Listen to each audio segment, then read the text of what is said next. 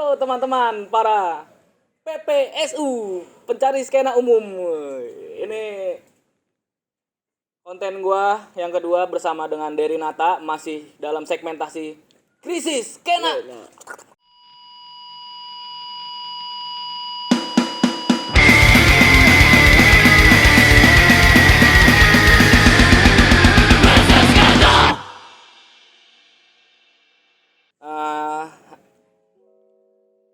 Hari ini gue mau ngomongin tentang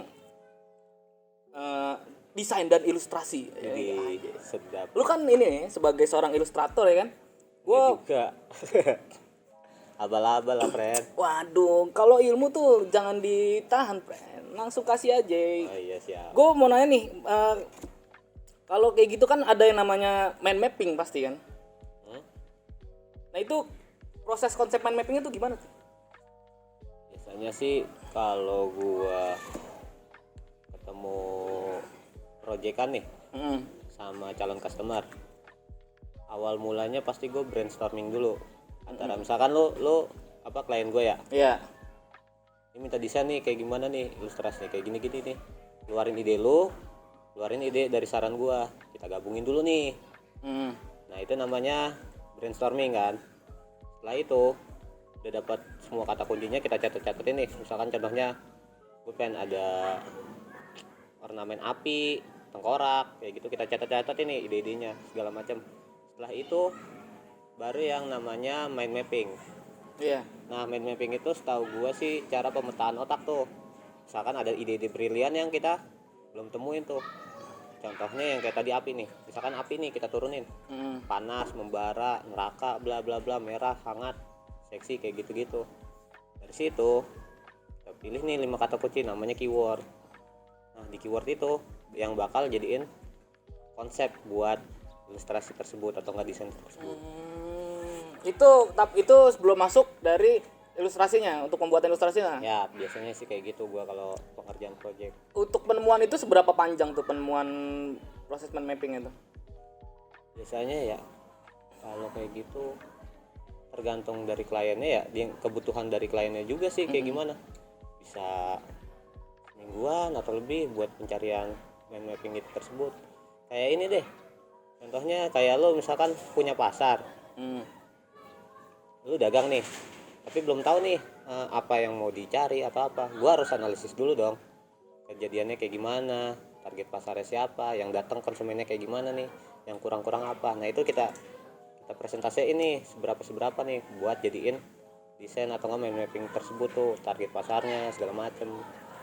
Jadi itu Pak. Itu bisa untuk branding sebuah produk pakai itu tuh, mind mapping itu. Iya, gue biasanya sih kayak gitu dulu.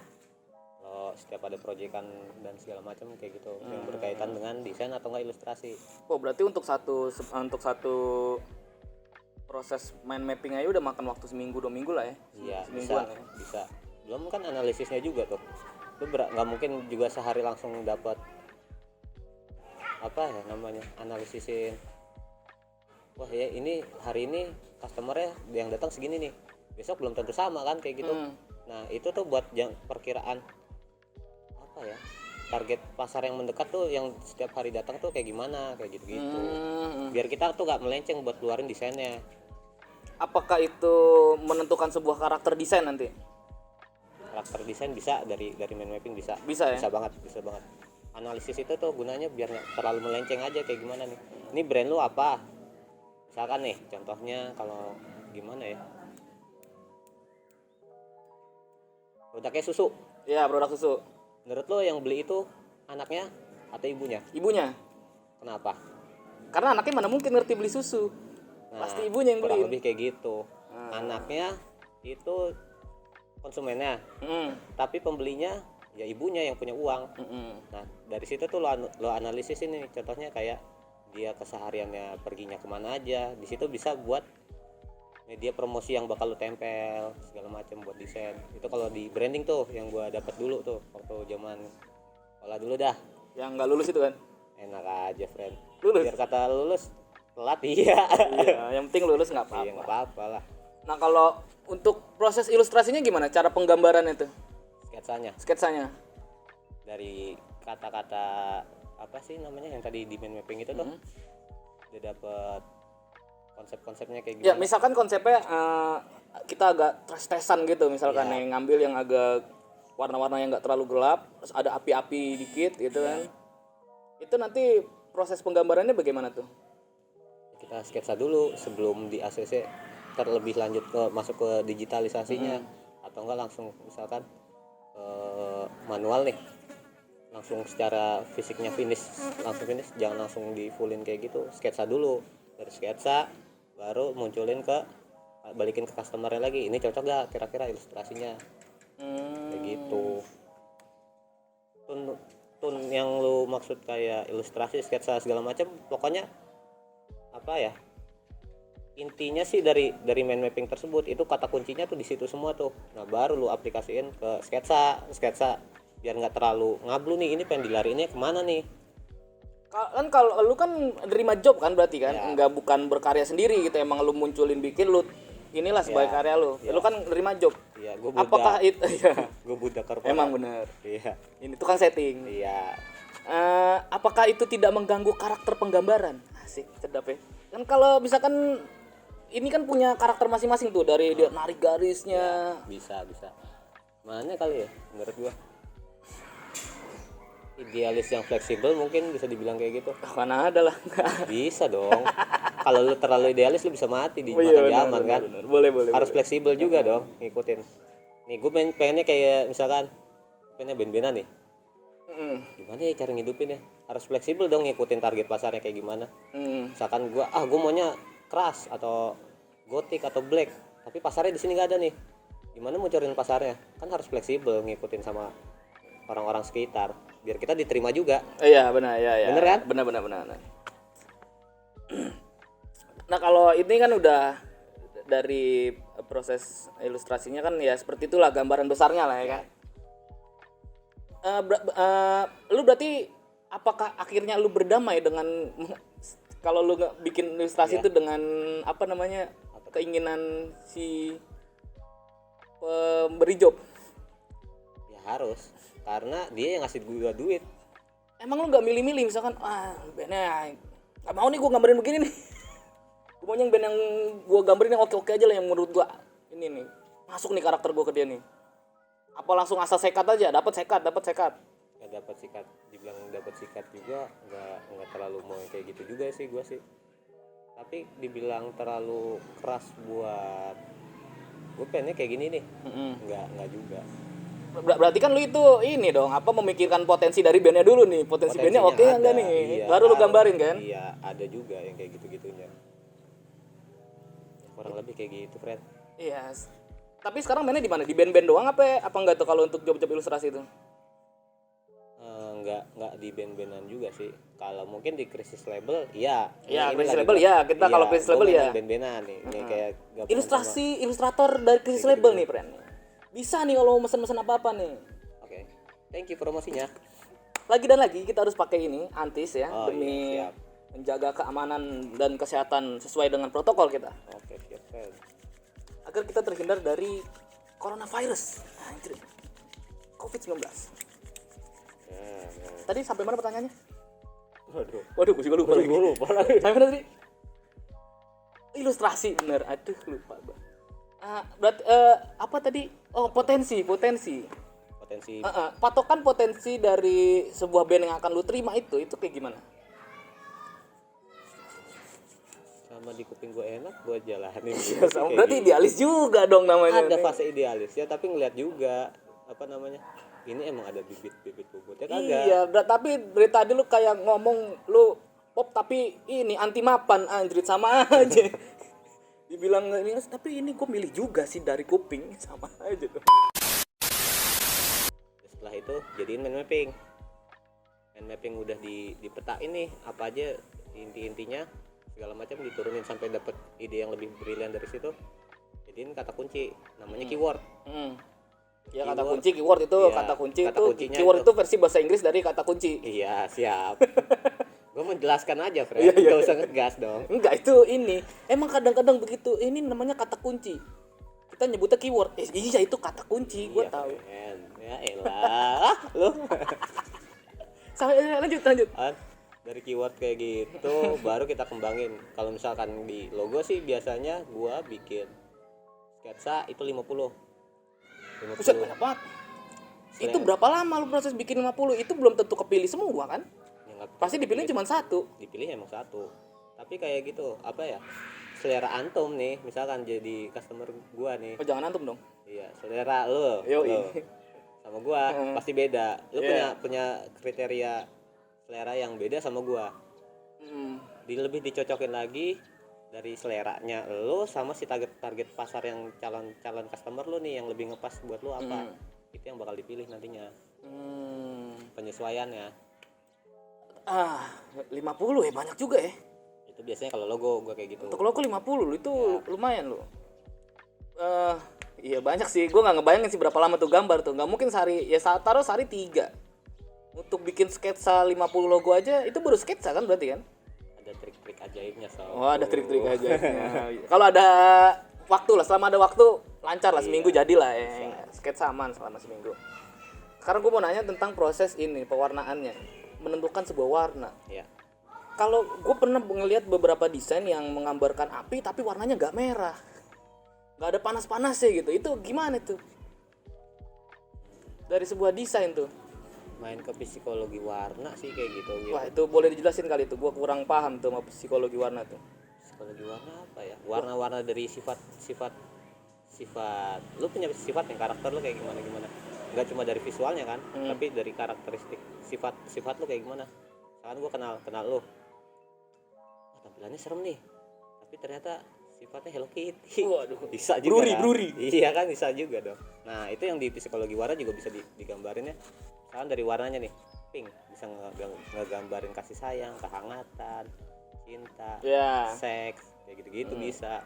Nah itu psikologi warna. Warnanya yang di pemilihan tone warna itu balik lagi ke mind mapping. Mind mapping kan isinya nanti ada target pasarnya segala macem, lu pasarinnya kemana. Itu kunci si targetnya, penyesuaian si brandnya isinya apa sama target pasarnya kayak gimana, warnanya baru dipilih dari situ. Kalau untuk pemilihan warna, apakah si pemberi job ikut andil gitu? Biasanya sih gua yang nyaranin lebih cocoknya nih buat ini. Misalkan deh warna branding buat tempat makanan. Iya. Lu kasih warna misalkan biru. Iya, kenapa kalau warna biru? Kesan panasnya tuh nggak dapat. Jadi kayak misalkan sugesti sih, itu kayak sugesti. Iya, mungkin ya sugesti ya mungkin lah ya. Jadinya kesannya kayak anyep. Kayak gitu-gitu. Mungkin nanti kenanya kalau untuk makanan kuning gitu-gitu kali ya. Warna-warna kuning, panas. Coklat gitu ya. Turunan warna panas deh, dari merah ke bla bla bla bla bla, turunannya kayak gitu deh. Kalau lu mau ngedapetin sebuah warna di luar dari rootsnya itu gimana? Mixing. Misalkan kalau gua Itu berarti kan lu harus ngerti paham ituannya tuh, apa namanya, roots dari pencampuran warnanya tuh. Iya. Ya itu emang ada basicnya. Kalau lu apa? Ya, biasa mobil lah. Oh iya. Ganggu aja memang. Kalau lu apa namanya? Biasanya nih anak-anak yang belajar dari SMK desain atau ke kuliahnya sampai jenjang itunya atau di luar itu, di komunitas pun juga ada yang belajar tentang kayak gitu-gituan kan. Nah itu pasti ada dasar-dasarnya teori warna tuh, penggambaran warna primer, sekunder, segala macam. Itu bakal jadi basicnya. Warna apa jadi warna apa. Nah, sebelumnya sorry kita potong dulu. Untuk warna premier tuh kayak gimana, apa aja tuh? Maksud dari warna premier sekunder itu gimana? Itu warna-warna basic yang bakal lu digabungin jadi berapa macam warna segala macam deh. Kayak gitu sih. Berarti warna premier kan isinya warna-warna tuh. Iya, gue lupa, tapi intinya itu buat warna-warna basic itu yang bakal dicampurin buat warnanya jadi banyak segala macam gitu. Misalkan warna apa ya, biru sama kuning jadinya apa, warna hijau misalkan. Atau enggak warna merah ketemu warna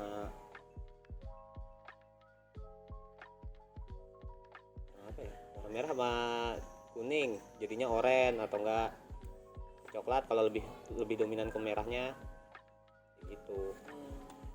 Kalau coklat kalau nggak salah dicampur sama warna biru lagi deh.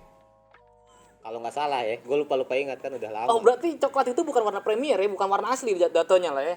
Ada warna campurannya dia. Kalau putih sama hitam tuh apakah itu dihitung sebagai warna? Cahaya sih, black and white itu cahaya. Penentuan antara gelap dan terang.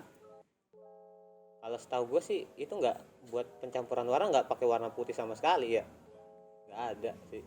Oh ini orang belakang kamera kita anak desain juga, Nah, tukang sketsa, Antum sabanari, perlu tahu, ngeket, orang belakang kita banyak juga ini. banyak juga kalau misalnya, dan yang desain itu ini yang vokalis dari HL. Wede. Ada tuh satu band namanya HL, nanti akan kita undang ke sini. Tuh keren tuh dia tuh, diksi-diksinya tuh ajib-ajib, Bre. Nah, Mirip-mirip sama ini Psycho Syndrome. itu jauh dong maksudnya. Gua nontonin dulu main, dia mau main lagu yang mana, dia lagu satu apa kok nggak ada judulnya. Belum, itu lagi dalam proses, friend.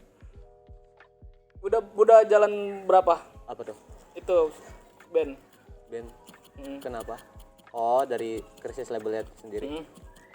Gua baru ngerilisin kalau dari bandnya itu. Ini kan gue baru ya, baru 3 artikel kalau buat yang bandnya pribadi, dan si Krisis labelnya pribadi tanpa embel-embel dari kolaborasi band itu baru 1 sih. Totalnya ada 4 band yang udah gue produksi. Next buat bulan besok ada rahasia band yang bakal dikeluarin. Ya sih, gua tuh ditunggu nih, harus ditunggu nih, friend nih. Ditunggu nih. Stay tune aja di Instagram ya, crisislabel.id. Yap, benar. crisislabel.id. Kalau mau lihat ilustrasinya dari dia di Derry Nata. Dari underscore Nata. Double R pakai Y. Hah? Double R pakai Y. Oh, double R pakai Y. DERRY underscore Nata. Nah kalau mau tahu gua ya Wahyu Sindu 96. Kita promosi. Ada di sini nih. Tulisannya ada di sini. Ayo editor harus bikin, awas aja. Review nggak ada iniannya, gua pecat. Masa mah kita nggak ada duitnya YouTube nih, pecat aja nggak apa-apa. Suka-suka kita pokoknya. Dia mau kagak kita bayar dia mah. Nggak dibayar juga mau, dia kasih aja gorengan sama rokok sebungkus, aman. Kamu senang kan? Dikasih juga kagak.